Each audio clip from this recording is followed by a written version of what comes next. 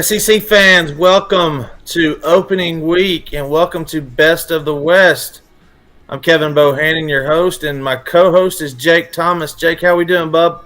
Man, I'm doing great. It's football week, baby. It, It's here. It's finally here. it's like we've been waiting forever, and we've got some great stuff for you tonight. We're going to talk about matchups this week, what we think is going to happen, tailgating tips, surprises, letdowns. We're going to cover the basis. But yeah, it's game week. We got stadiums that are going to be packed across the nation. I know we started last week, but you can't throw me one Big Ten game and call it opening week. I'm sorry. I know. Congratulations to Brett Bielema and the Illinois Fighting Illini. Scott Frost is even more on the hot seat now. I think you'll agree with me on that. Yeah, he's in He, trouble. he came out and said today or yesterday, we had to throw out half of our game plan once we saw what they were lined up in. What? Yeah, and he said it to the media. Okay, so having coached not on that level, I didn't play on Scott Frost level. I don't have a national title. I have a state baseball title, and we were terrible in football. But there's a way to spin that to where you aren't saying, well, we're inept as coaches. What you come out and say is, look, they gave us some problems from the beginning. We have to do a better job of preparing our players to overcome that. Yeah, you say, they come out, strong in the first half. We made adjustments at halftime, and we tried to change our game plan up a little bit to get back in the game, and they did get back in it until in the fourth quarter where they just couldn't put one good drive together to make it a game. Oh yeah, it just blew my mind when I saw that, and I was like, they're gonna fire him before week 2. I just don't get it. Fans in Nebraska, they're kind of like Arkansas fans. They had a lot of success, especially under Tom Osborne. I was a real big Nebraska fan. I even had a Tommy Frazier jersey back in the mid '90s. I wore the number 15. Yeah, he Oh, was really? really impressive, playing through the blood clots and everything, winning national titles. It was a thing to behold. So, yeah, all our Husker fans out there, best of luck to y'all. I don't see anything getting any better for you. So, yeah, it's game week, Jake. It's game week. So let's talk about you're going to a game. Going to a game. You're tailgating. Let's get some really good tailgating tips for you as a host, and if you walk up on whether you're at the Grove, Death Valley, Fayetteville, Tuscaloosa, on the plains, doesn't matter where you're at. Let's hear some of your top tailgating tips. First off, I apologize. My mic has come undone from my desk and has fallen on the floor. So, You're still good. can y'all still hear me? Okay. Yeah. Sorry about that. I don't know what happened, but anyway, yeah. Tailgating tips. Uh, it's all about location for me. You like in Alabama, you got to be on the quad. Yep. You got to be right there, interact with everybody. You got to have that grill going 24. You got to have everything on that grill cooking. And everything, and interact with other Tide fans, or who if you're on the Grove, Ole Miss fans. But Yeah. it's all about the communion and and meeting other fans. For me, Oh, no doubt. How many other SEC West schools have you tailgated at? none. None. I've only been to two stadiums in my lifetime. That is, of course, to Bryant Denny, and I went to the old Legion Field and watched the game there one time. So, What year did you go to Legion Field? oh gosh, I was a kid, so I think it was in the late '90s. Late '90s. Yeah. I was graduating high school, you young buck. Yeah. Yeah. So I have gotten to experience the Grove at Ole Miss. Death Valley was something else. Mississippi State, Starkville, there wasn't a whole lot there. That was 2002. We went down there with the chance to go into the SEC championship game and almost let a very bad Mississippi State team beat us. But luckily, Matt Jones There you go, Stephen. Matt Jones came back and won it for us. So the big thing is, and you talked about getting a spot, so show up early. That's a no brainer. Nobody likes the Johnny Come Lately to where you show up, drink everybody's beer, alcohol, uh, Coke, Coca Cola, Sprite, Dr Pepper, doesn't matter, and eat the food. You want to have somebody there early. Don't leave it up to one person. Show your appreciation for it. Um, Tailgating has gotten next level now. It used to be you showed up for a game, tailgate, and then went into the game. Well, now you have TVs, you have 70-inch screens, plasmas, speakers, and everything. So if you're out there for the ambiance and the experience of it, make sure you have the setup too with the generator. Okay, big thing: pop up trash can. That's Nobody true. likes a messy tailgater, so make sure you got a pop up trash can. Um, and if you're hosting it and you want to make sure that you're taking care of your guests, bring some swags. Bring a foam finger. It doesn't have to be a Nike embroidered shirt, collared polo. It doesn't have to be any of that. Make sure you got plenty of games, whether it be Bago. I don't know what you call it in Tuscaloosa. I call it Bago cornhole. Yeah, oh man, yeah, we it's going whole around here for Yeah, sure. cornhole. So Yeah, yeah, and especially right now, the number one thing to bring to a tailgate in the South, bring a fan because it's going to be hot. yeah, it's incredibly hot right now. But yeah, I actually have a cousin who tailgates at every Alabama game. So when we do get a chance to go down there, we hang out with him. And he's got it all set up. He's got like I think it's like a 55-inch TV set up with streaming other ball games where he's sitting there watching.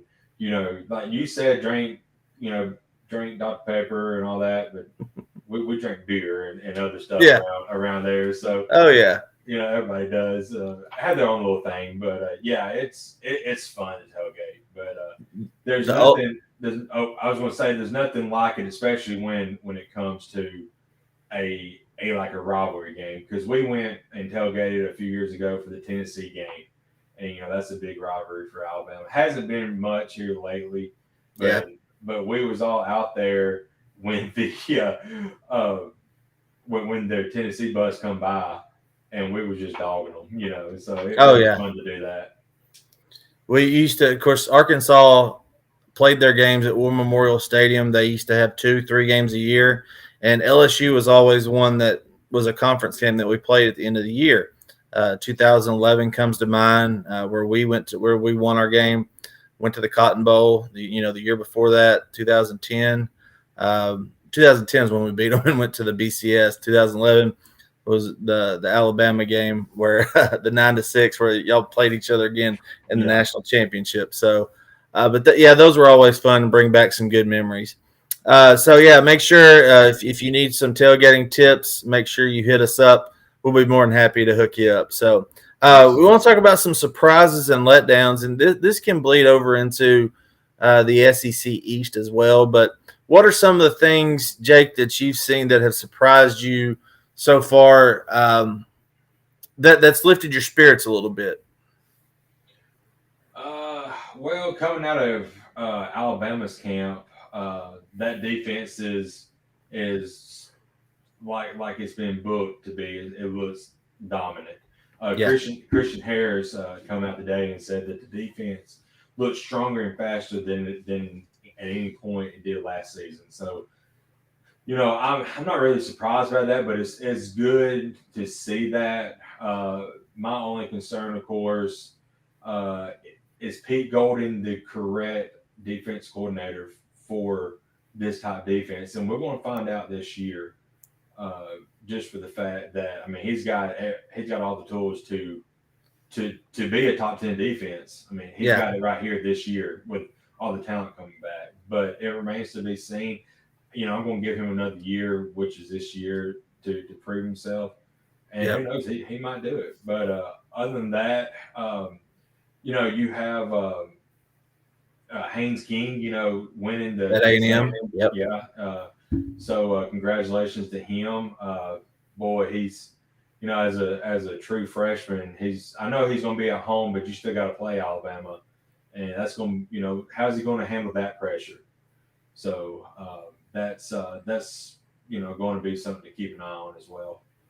Yeah, one of the things we talked about last week was having Isaiah Spiller back there in the backfield with you as the perfect backfield mate. That's a first team All SEC, got some All American preseason honors as well. And then I think the line is going to be big for him. Of course, Texas A&M is always going to have playmakers.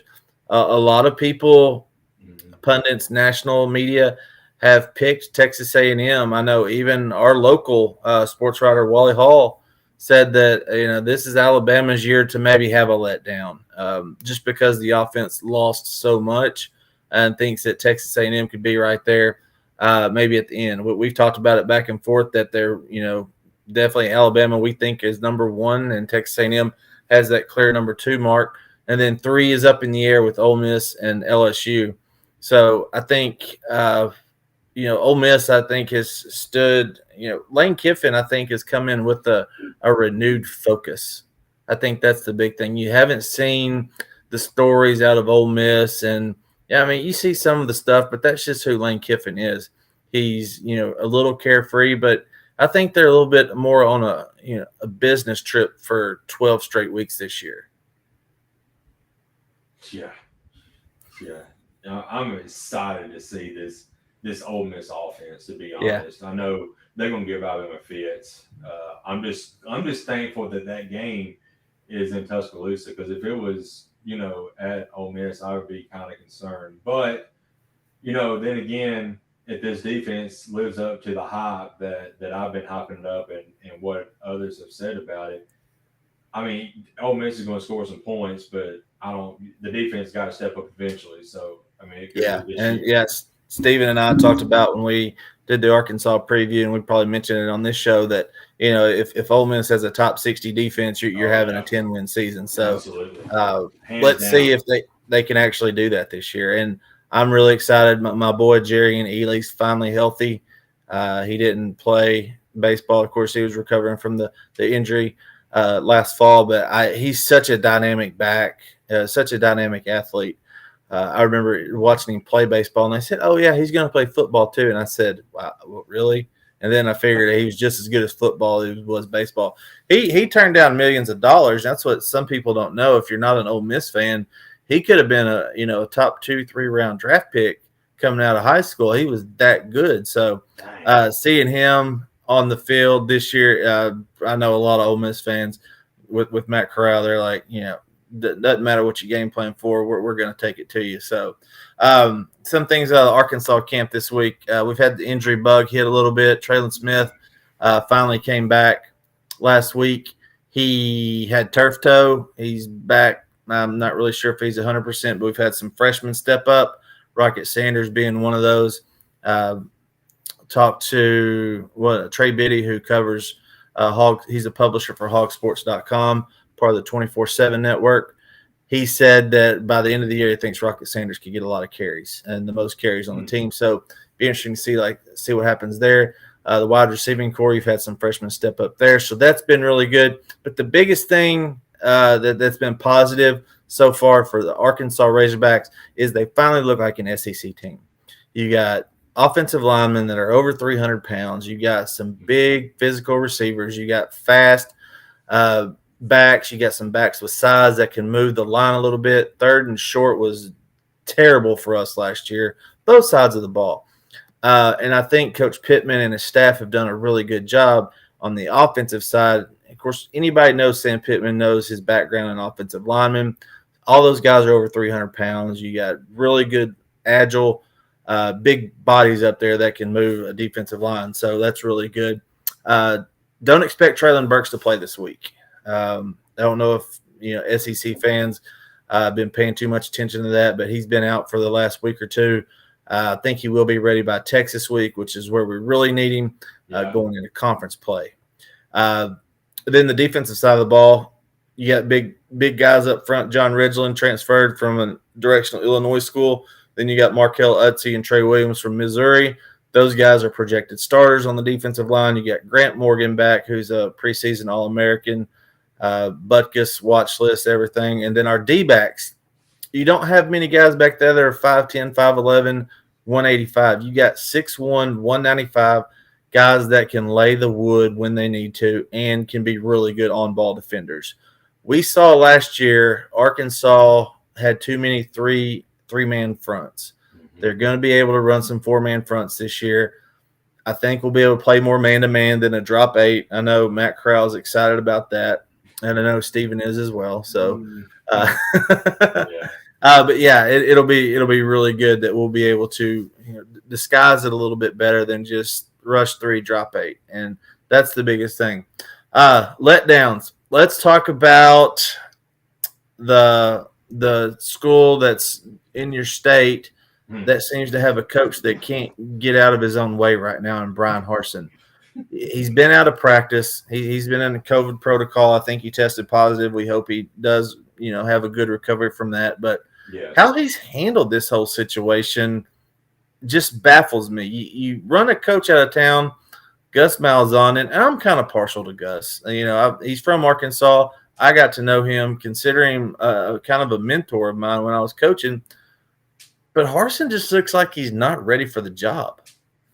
Yeah. I mean, it's a big time program too down there on the plains because I mean you are looking up to Alabama and your expectation and I say this a lot and it's actually true and I've like I said I have a brother-in-law who's a big time Auburn guy but I've told him I said y'all's Super Bowl y'all's national championship is beating Alabama Yeah. while Alabama's is winning a national championship. He said yes, but nothing's going. That's what it's going to be. I said that's why that mentality is the reason why you never. I'm not going to say you won't never be back in the national championship game, but you can't have that mentality. Yeah, you Yeah. want to beat your rival, but you got to step up and want to take that next step and be in the national championship. But Title Town, as I call it, getting to the national championship game, you got to go through Tuscaloosa. So you've got to beat Alabama first and foremost. But yeah, Harson, I hope he does well through his recovery. I was concerned about the hire just for the fact that, yeah, he can recruit Idaho, Montana, places Yeah. like that well. I don't think he's going to be able to recruit in, The South. the South. I mean, Florida, you got to go to Florida, Texas, Louisiana, Alabama. I mean, he's gotten a couple of 4 stars that they have snagged since he's been there. But what he really thrived on was he brought in coaches that had done that in the past. Yeah. So we'll see how that goes. I think they're going to struggle. I almost in my SEC West predictions last week that we did, I almost put them below Arkansas. Yeah. But I just think talent wise, they've got more talent than Arkansas at the moment. They do. Yeah. Yeah, They've recruited talent. They've yeah, had back-to-back-to-back years where they've had higher recruiting classes. mhm. Now, can they develop it? Now, there's still Right. a problem because Bo Nix is still in the middle of the pack as far as SEC quarterbacks. And you've got so many first-year starters this year. What's wrong with him? I mean, I Patrick don't Nix, know. his dad, he was an average SEC quarterback. Yeah, he had a good career. But Bo Nix was the second coming of Christ if you talk to anybody on the plains. Yeah, yeah. I think all of his is mental.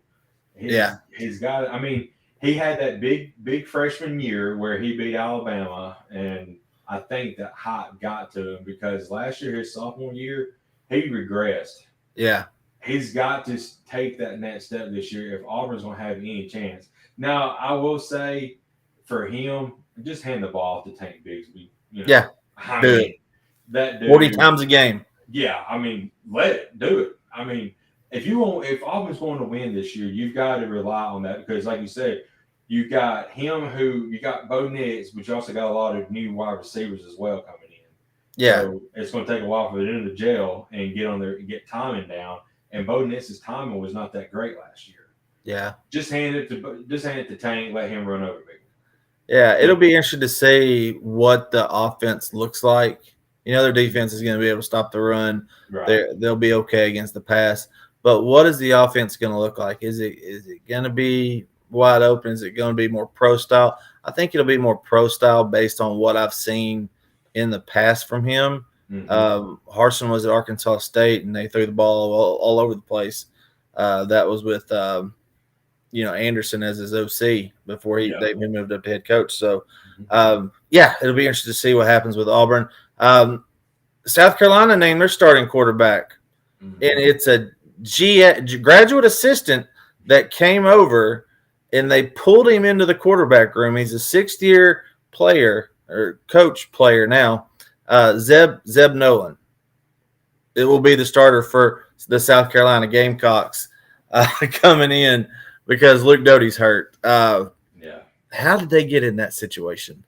I don't know. And if you can go back on one of the Beasts Must of the change East. recruiting is what it was. Well, Yeah. yeah, you can go back on a recent episode, past episode of Beasts of the East, that I actually was in the chat, and I felt like South Carolina under Beamer potentially had the chance to win 6 games. With that schedule. I mean, they got easy schedules. The kicker was going to be, can they beat Kentucky? I didn't think they could, so I had them at 5-7. Yeah. Now they're going to go like 2-10, if that. If they, I mean, no offense, no, not ragging the guy, but Yeah. dang, it's like they pulled, a couple years ago when Alabama couldn't find a kicker. It was like, just go find somebody out of the stands and put him at kicker and see what he can do. This is what Yeah. they did. They grabbed a guy out of the stands like, hey, can you throw a football? A little bit. All right, well here, you're the starter. So they got problems, and Beamer's going to have to find something that's a formula or something quick to help him out. Yeah, that'll be real interesting to see. Arkansas has been in that situation. I think 2000, they went and got John Paul Rutledge off the intramural fields, and he had to fill in for a game when Robbie Hampton, Zach Clark, everybody got hurt. So it's it's very very interesting to see Mm-hmm. uh, not even a walk on get out there. So let's move on to the betting lines and our podcast and every podcast part of the Believe podcast network is sponsored by betonline.ag. It's college football opening week, so head on over to betonline.ag, get your picks in. And disclaimer before we throw our picks out there, we are not betting professionals. We are not offering any advice. This is not a paid for service.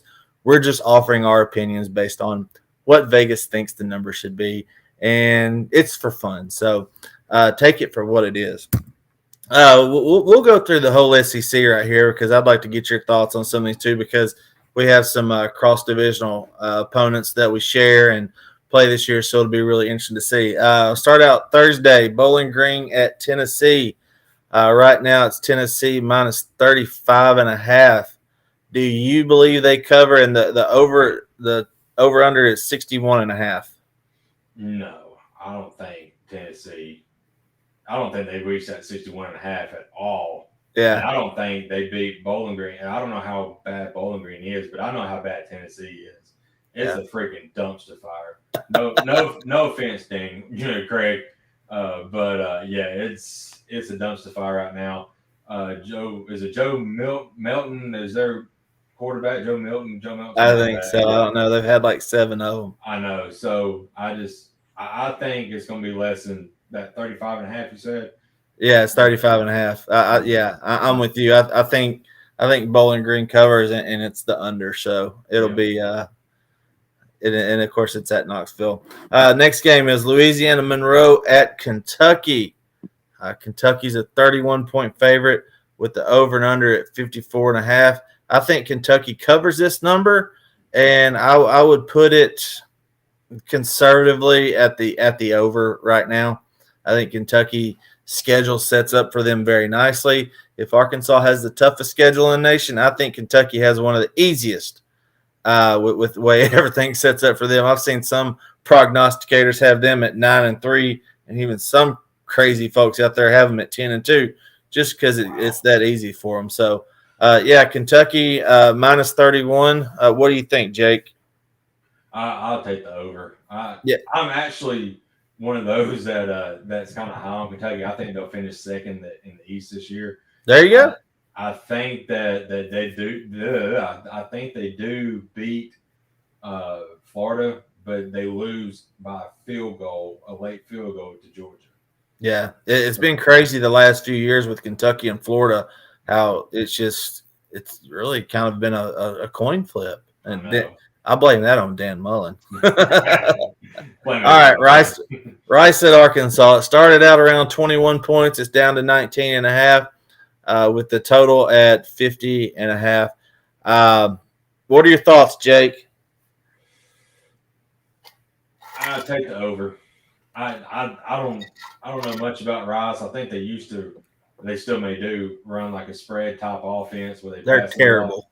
Yeah, I know they're terrible, and I'm still high on Arkansas this year, Yeah. so I'm taking the over on that. So, and I'll give mine. I said 31-17 or 34-17, I think, in our Hog Talk podcast group, with my co-host Porter and Kyle. So I think we're right at it. I don't think we're just because of Traylon Burks not playing, and one guy shouldn't make a difference, but he's worth 4 points on average. I think if he's out there, and then if I had a gun to my head, I say it's under that as well, just because of what we had last year.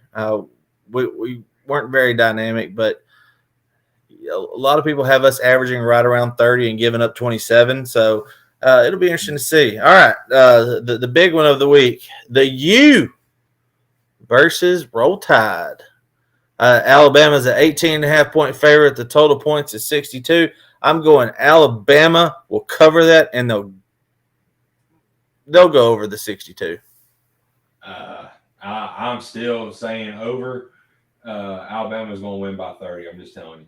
I think it's. That a boy. I mean, I I know we got some questions to be answered. I Yeah, think we answered on that field Saturday night. I think yeah, Bryce Young is going to solidify himself. Is going to doubt, calm, shut up a lot of naysayers, and but we'll see. But offensively, I think we're going to be fine. It may take us some time, a series or two. yeah. There's Steven. He did his prediction, but I think I'm saying like 42-10. 42-10. 42-10, 48-10.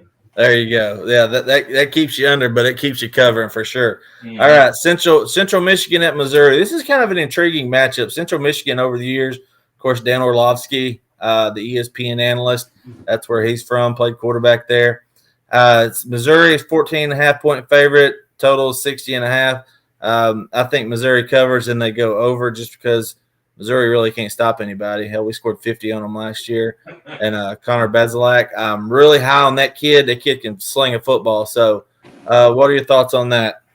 I agree 100% with you. I like Basilak. I think he's going to be really really good. But as you mentioned, Missouri could not stop anybody last year. Yeah, And was it? I don't think it was last year. It might have been a few years ago. I remember they played like Eastern Missouri or something, and Eastern Missouri scored like 50 something or 60 something on them. So I yeah, mean, they've always had a terrible time stopping people. But a lot of people actually have Missouri being second this year in the East. So I yeah, just don't I just don't see it uh, because they can't the stop the anybody. professor Eli Drink. Hmm. It's gonna be he's a really good offensive mind. I like Drink. I'm glad he's not at Arkansas though. So, moving on to Stark Vegas, Louisiana Tech comes into town. The Techsters, the Bulldogs against the Bulldogs. Mississippi State's a 23.5 point favorite, and the total is 52 and a half. I don't think they cover, and I don't think they go over.